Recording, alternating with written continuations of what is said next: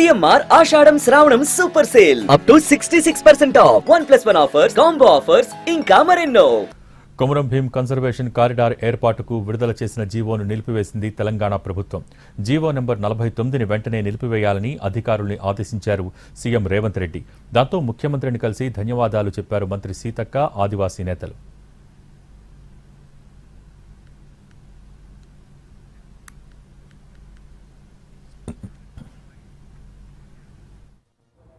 ఈరోజు ఆ యొక్క 49 జియోని అభయాన్స్లో పెడుతూ మరి ప్రత్యేకమైన జియోని ఈరోజు రిలీజ్ చేయడం అనేది జరిగింది.